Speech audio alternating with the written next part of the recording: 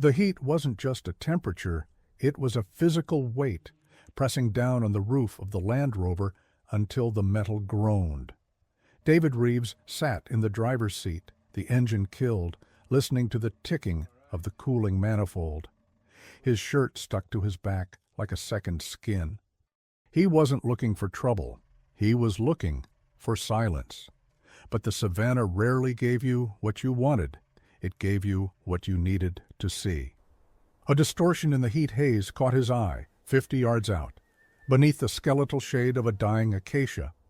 It moved with a jagged, unnatural gait, a zebra foal. It couldn't have been more than 4 months old, its stripes still holding that fuzzy, brown-tinged baby fur. But its head hung low, dragging near the dust, listing heavily to the right. David grabbed his binoculars. The focus wheel grit against his thumb. "Jesus," he whispered. The word didn't feel like a prayer. It felt like an apology. On the foal's neck, just below the jawline, was a growth the size of a cantaloupe. It was an angry, hairless bulb, pulling the animal's skin tight, forcing its head to the side. The foal took a step, stumbled, and let out a sound that wasn't a bray. It was a high-pitched, wet wheeze. David opened the door. The silence of the plains broke instantly, flooded by the buzzing of cicadas. He grabbed his medical kit and a tranquilizer rifle, though looking at the animal, he doubted he'd need the dart. The foal was running on fumes. He stepped into the tall grass. "Easy," David murmured, his voice low, a vibration more than a sound. "I'm not the lion, little one. I'm not the end." The foal froze. Its eyes were wide, rolling in panic, white-rimmed and terrified. But it didn't run. It couldn't. The weight on its neck was an anchor. As David got closer, the wind shifted, hitting him with a smell that made his stomach turn, the sickly sweet copper tang of rot. The foal's legs buckled. It collapsed into the dust, wheezing, extending its neck as if offering the affliction to David. "Help me," the posture screamed. "Or kill me. Just stop the pain." David knelt beside it. Up close, the tumor was a nightmare. The skin was necrotic, stretched to the point of tearing. He placed a gloved hand gently on the foal's shoulder. The animal flinched, trembling violently, but David held firm, transferring a steady calm he didn't actually feel. "Let's see what's eating you," David said, his jaw tight. He palpated the growth. It was hard, too hard. Tumors were usually spongy or dense tissue. This felt like stone wrapped in inflamed flesh. He reached for a scalpel. He didn't have the luxury of a sterile theater. This was battlefield triage. "This is going to hurt," David told the foal, locking eyes with the creature, but only for a second. He made the incision. The pressure release was immediate.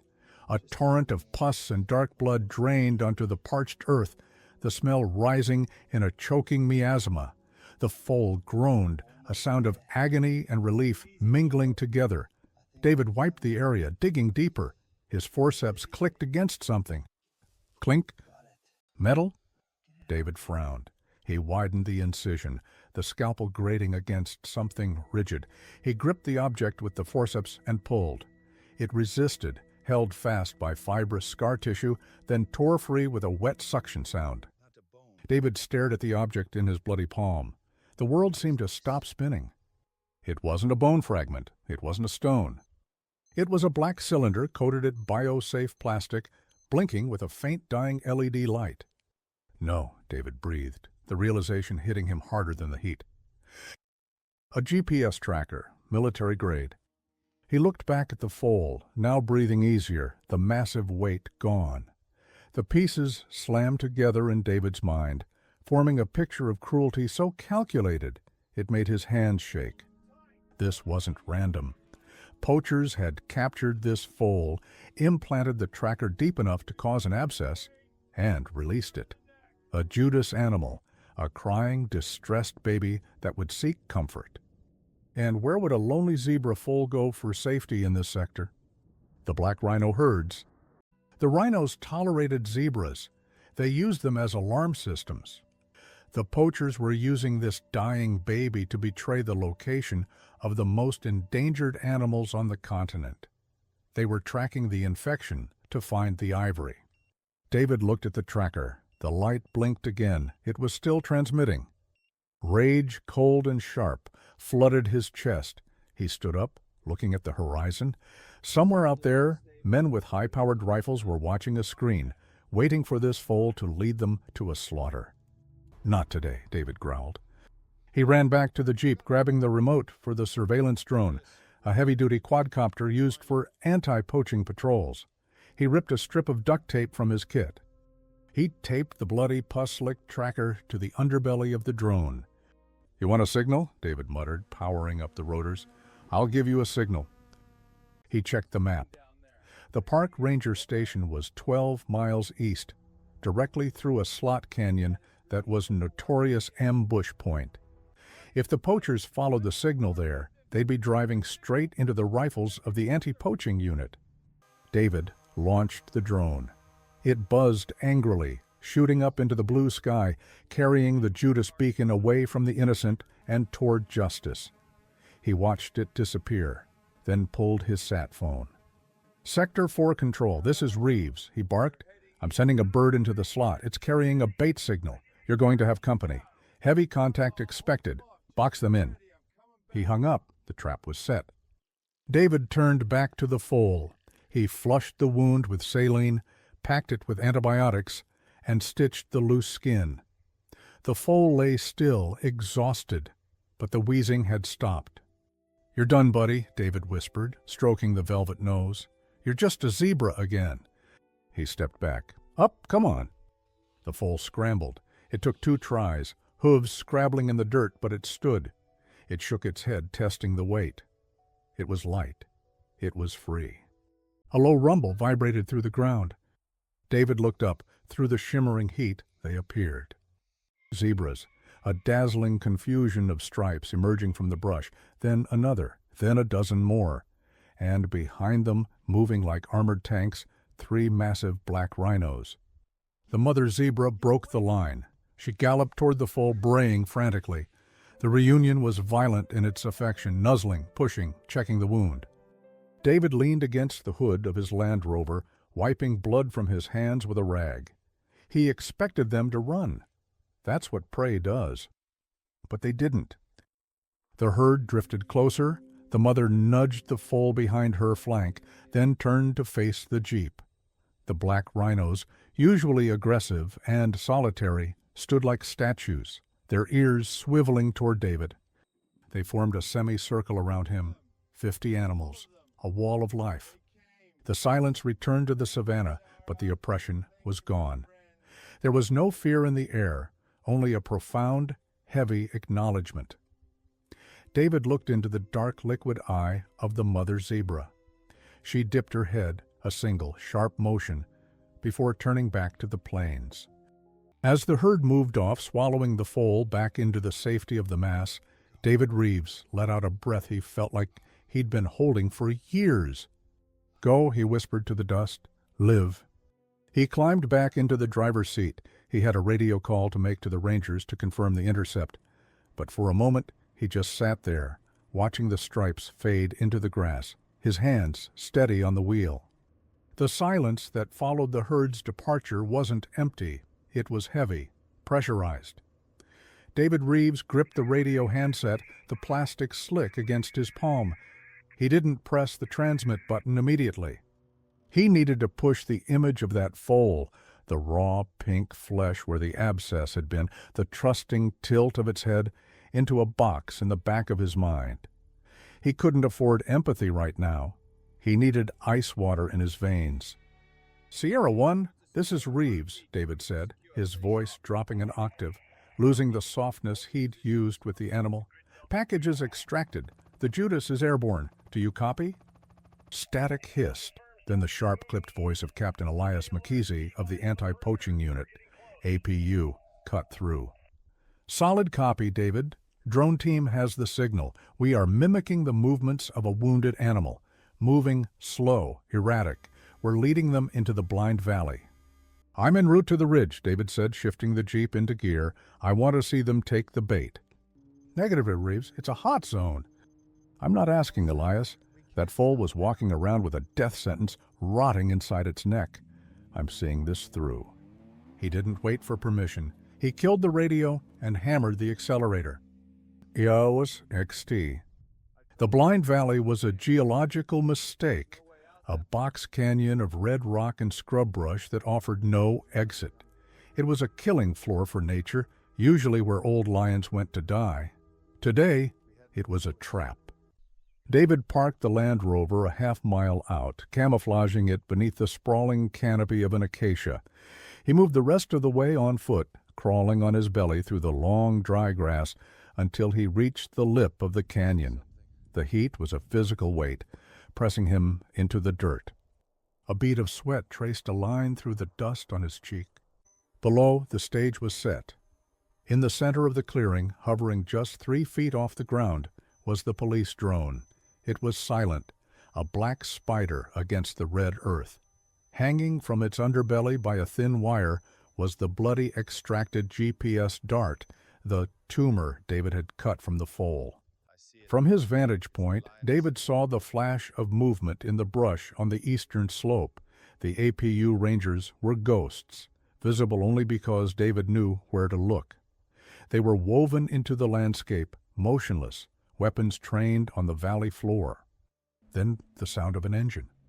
It wasn't the roar of a lion, but the guttural growl of a modified diesel pickup. It tore through the serenity of the afternoon. David felt his pulse spike, a thudding drum against his ribs. This was the infection. This was the rot. A battered Toyota Hilux crested the rise and descended into the bowl.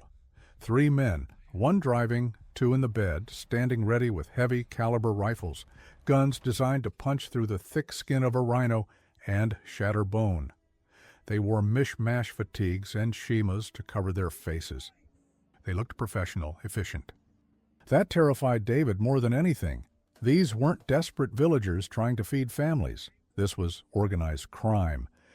The truck skidded to a halt 50 yards from the drone. The GPS signal on their tracker must have been screaming that the target was stationary. "Come on," David whispered, his knuckles white as he gripped his binoculars. "Come get your prize." The driver killed the engine. Silence rushed back in, deafening.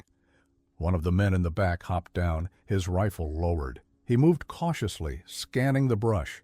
He was looking for a massive black rhino, or perhaps the foal they had tagged to betray the herd. Instead, he saw the drone.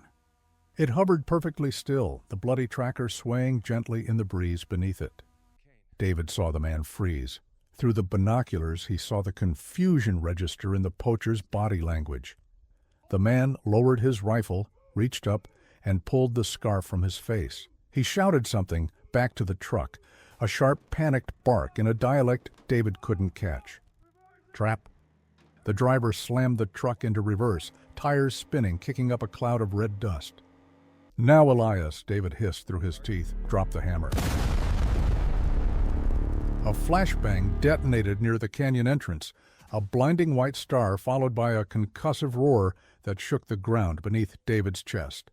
The poachers were disoriented, the driver swerving the truck into a ravine wall with the sound of tearing metal. "APU, get down, get down!" The voice was amplified, godlike, echoing off the canyon walls. The Rangers rose from the grass like spirits of vengeance. The poachers didn't surrender immediately. The man on foot raised his rifle, panic overriding logic. "Why, don't do it," David thought, his stomach churning. "Don't make them kill you." A single shot rang out, crack thump. Not from the poacher, but from the ridge. A warning shot that kicked up dirt inches from the poacher's boot. The message was absolute. "The next one goes through you." The man dropped the rifle as if it were burning hot. He fell to his knees, hands locked behind his head. The 2 men in the crumpled truck were already being dragged out onto the dirt, zip ties cinching their wrists. David exhaled, a long, shuddering breath that felt like it had been held for hours. The adrenaline crashed, leaving him hollow and trembling. It wasn't triumph.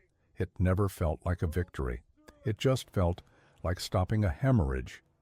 David walked down the slope, his boots crunching on the loose shale. The air smelled of cordite, diesel, and fear. Captain Makise was standing over the lead poacher, a man with hard eyes and a scar running through his eyebrow. The drone had landed nearby, its rotors spinning down with a dying whine.